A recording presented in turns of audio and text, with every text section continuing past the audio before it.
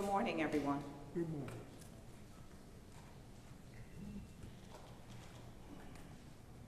morning. Thank you guys for being here. You just let me know when you are ready.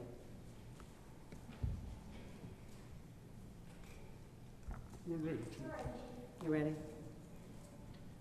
So I want to start by saying that what we are seeing across this country and our nation, our entire world, is hurt and pain from the death of Mr. George Floyd. We continue to see that. We continue to feel that as a police department. And we continue to pledge to work in our communities here in Dallas to continue to make Dallas safe and a city that has equity for everyone. Build partnerships with our police department and our community is our primary focus outside of safety. The purpose of this briefing is basically to give you an overview, excuse me, give you an overview of the peaceful protests that happened last night. Some would categorize it as chaos. I would say that is not true. That is absolutely not so. It was constantly changing.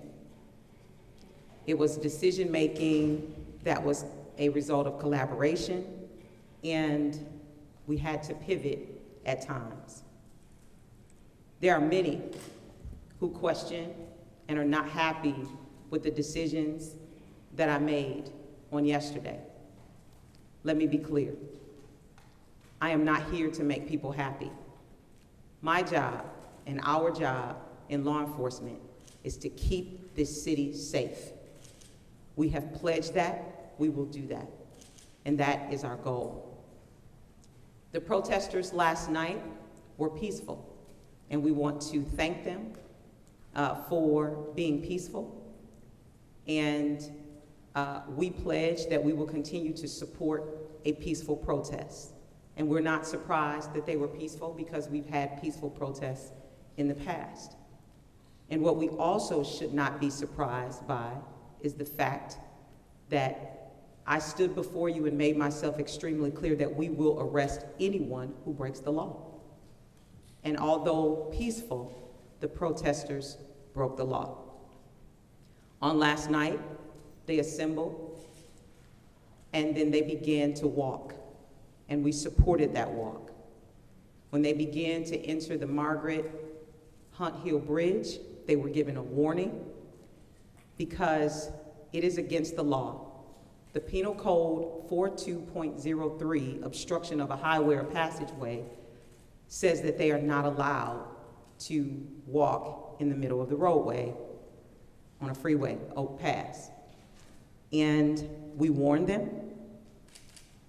They did not stop. They decided to take a knee on the bridge and hold their hands up and say, "Don't shoot." Again, no one should be surprised because my statement is, if you break the law, we will arrest you. My priority, our priority in law enforcement is to keep you safe, the protesters peaceful and safe. If they had remained on that bridge, we had vehicles that had to back up, and our goal was to keep them from any hurt, harm, or danger, and that means that they needed to get off of the bridge. Our actions are aligned with our words, and we will continue to do so. I also want us to be reminded that our focus continues. We have protests that are scheduled for today and this afternoon, and we will continue to be vigilant in keeping protesters, community, businesses, and our residents safe. These protests have begun peaceful all across the country, even here in Dallas. And Friday night and Saturday night, they erupted into criminal activity, vandalism, and looting. and we intend to continue to keep the city of Dallas safe. Our decision last night was to arrest those individuals, but after collaboration, we made the decision, I made the decision to identify each and every one of them, file at-large charges, and release them. There was one individual who was arrested because she was in possession of an illegal handgun. And so I just want to remind us that we are all here. We're all in this together. We are working with our activists. There was a meeting on yesterday before both the protests, because I talked about the protests at Crowley, but there was a separate protest at City Hall earlier at 6:30. And prior to both of those protests, some of the activists met with myself and some city leadership.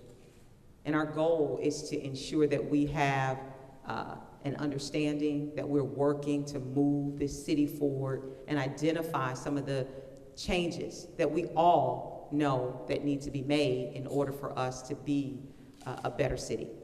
And so we're working in that space, and we will continue to work in that space.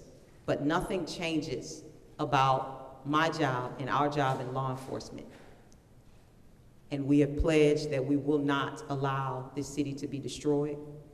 We will not allow individuals to continue to break the law. And so that is where we are. I am going to close and take questions, but I just want to let this community and the world know that we continue to say his name.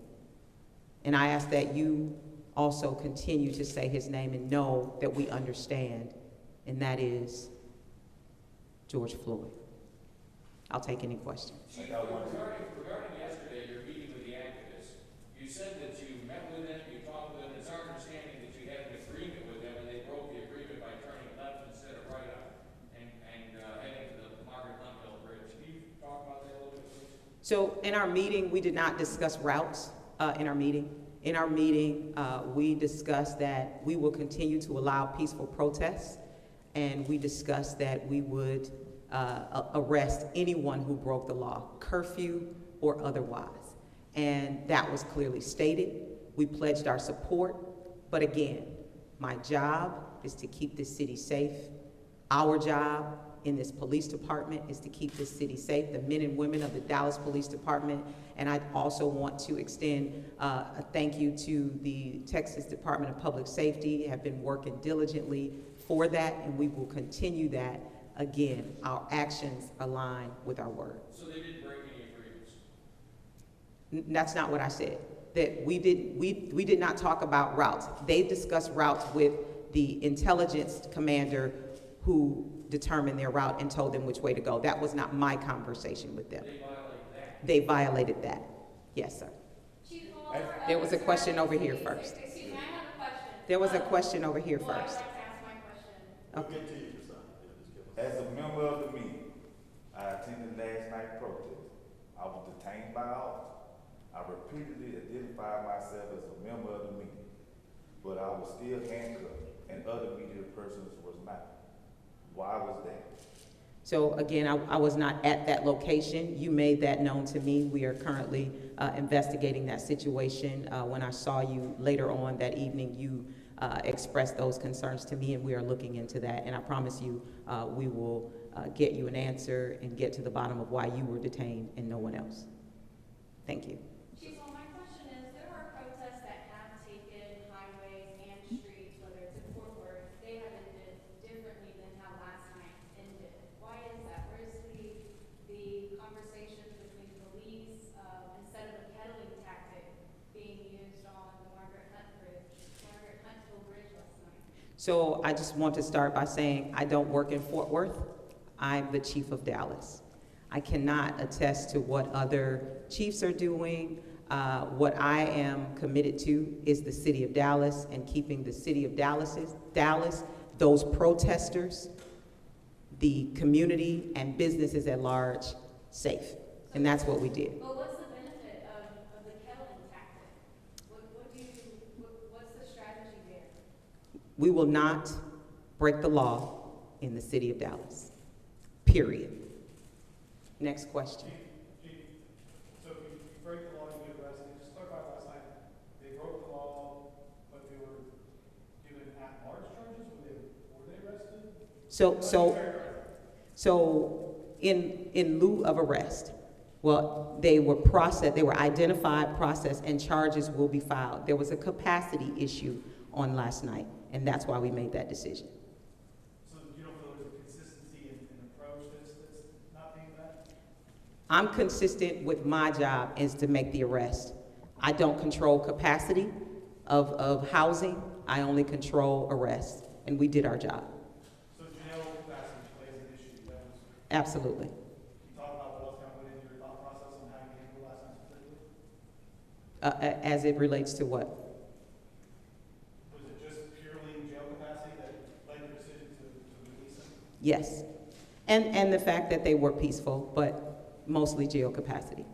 Chief, you mentioned that there are planned demonstrations today, ostensibly within the perimeter of the curfew line locations. Last night, there was an agreement, to my understanding, to go to the county courthouse and then allow those individuals to come back within the perimeter without facing arrest. As you said, there was a version that did not happen. What happens today? What is your message today if you have that demonstration within the perimeter of the curfew area after 7 p.m.? So one, the protesters are allowed to protest until 7 p.m. And then they're allowed to go back to their vehicles, to go through the area to get to their vehicles. And then we enforce the curfew. Chief, will you be meeting with Governor Abbott later on today, or is there a meeting? Yes, ma'am, there is. What do you hope to achieve with that meeting? I will update you once we finish our meeting. Chief, what was the decision, what was the decision to allow the demonstrators to walk onto the westbound lanes of Margaret Hunt Hill Bridge? There's a point where there were officers who were on that side there at the Hunt Hill Rogers and North Riverfront, that they said, just keep walking, keep moving, because we're able to walk on, and they were sort of locked in and detained up on the bridge. So can you walk us through that decision, to go ahead and allow them to walk on the bridge? So I don't know your set of facts. The protesters were warned not to take the bridge. They took the bridge. They were warned again to come off of the bridge or arrests would be made. We wanted to ensure that they were safe while they were on the bridge because vehicles travel on the bridge. So we made a decision to block off traffic or any other hurt, harm, or danger that could come to them, but we did intend to arrest them. I guess the reason I asked that question is there's a perception by some that they were sort of allowed to be up there where they would be seen and sort of stranded and having no place to go. I can't deal with perception. I only deal with facts. Chief, what, if any, precautions are being taken during these massive arrests? I mean, the COVID-19 is still around. Is there something that's being done differently? So right now, our officers have PPE equipment, and to wear that PPE equipment and continue to wash their hands. We try to remain as socially distant as we can, but we all know in law enforcement it's very difficult in some instances, but we're taking the same precautions we were taking when we were enforcing the law within the city of Dallas, those same tactics. What about those protesters when they're detained, when they're taken to a place? What's happening there? We are maintaining social distancing. Chief, not specific to last night's protest, do you have any update on the two injuries that were reported in the protest that y'all discussed yesterday afternoon about potential use of force against? So I don't have any updates. I released a statement yesterday that we are actively investigating and in the process of interviewing those two victims once they are conscious and able to give us any information. We are looking for canvas in the area for any video, and we are committed. We're working alongside of our Office of Police Oversight to ensure proper follow-up of this investigation and hold whoever is responsible accountable. Yes, last question, right? It seems like a lot of people are, feel confident in the department and understand what you guys are dealing with. But as of this morning, there are still businesses that are starting to put boards on their windows and things like that to prevent future looting. what can you say to them as far as confidence and the timeline? How long are businesses gonna have to shut down because they're afraid they're gonna get their windows broken? And that answer, I wish I could tell you. What we're seeing, we're not just seeing in Dallas. We're seeing in this entire world, across the country, the nation is experiencing the same thing. And, you know, we understand the pain, and we stand right there. We take a knee as well.